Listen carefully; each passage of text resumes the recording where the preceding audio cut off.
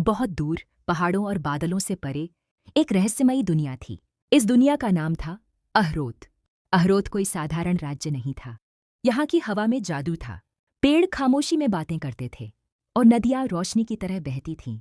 इसी राज्य के बीचों बीच एक भव्य महल खड़ा था जो सूरज की रोशनी में सोने की तरह चमकता था। उसी महल में रहती थी शहजादी अहरोती। उसकी आंखों में आसमान की गहराई थी, बाल चांदी की तरह चमकते थे और दिल में एक अनजाना सा सवाल। सब कुछ होने के बाद भी अहरोती का मन बेचैन रहता था। उसे लगता था जैसे उसकी जिंदगी में कुछ अधूरा है। हर रात वह महल की छत पर जाती, सितारों को देखती और चुपचाप सोचती रहती, क्या मेरी दुनिया बस यही है? एक रात आसमान में अचानक एक लाल सितारा चमक उठा। उसकी रोशनी इतनी तेज थी कि पूरा महल कांपने लगा, जैसे कोई पुराना राज फिर से जाग उठा हो। उसी पल महल के सबसे समझदार इंसान बाबा जहीर तेजी से वहां आए। उनके हाथ में एक बहुत पुरानी किताब थी।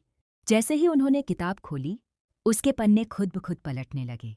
बाबा जहीर बोले, शहजादी, वह समय आ गया है। अहरोती घबरा गई। कौन सा समय? उसने पूछा। बाबा जहीर ने कहा, तुम सिर्फ शहजादी नहीं हो, तुम अहरोत की रक्षक हो।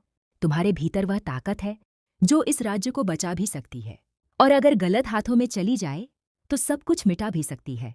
उसी क्षण दूर अंधेरे में एक ठंडी हंसी गूंज उठी। वह था मालिक साया, परछाइयों का सरदार। वह सदियों से इसी दिन का इंतजार कर रहा था। उसकी काली ताकत अहरोत की ओर बढ़ने लगी। महल पर अंधेरा छा गया।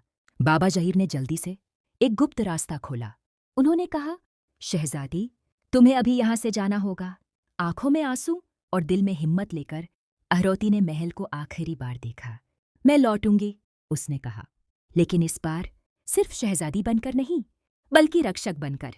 रास्ते में उसे मिला एक छोटा जादुई प्राणी, लूमी, आधा लोमड़ी आधा हिरण, और आंखों में सच्चाई की चमक।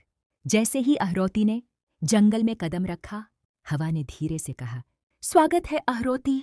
दूर अंधेरे में मालिक साया मुस्कुरा रहा था। खेल शुरू हो चुका है।